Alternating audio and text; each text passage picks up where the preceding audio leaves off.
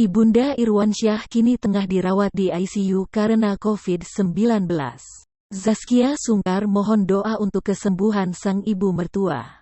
Aktor Irwansyah kini sedang diuji. Setelah beberapa waktu lalu sang ayah meninggal, kini Irwansyah sedih karena ibunya dirawat di ICU. Ibunda Irwansyah tengah berjuang untuk sembuh dari COVID-19.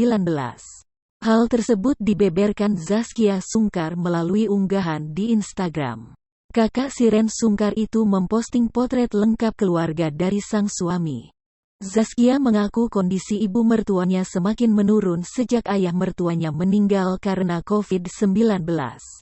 Sebelum terkena COVID-19, Ibunda Irwansyah dikenal begitu menjaga kesehatan.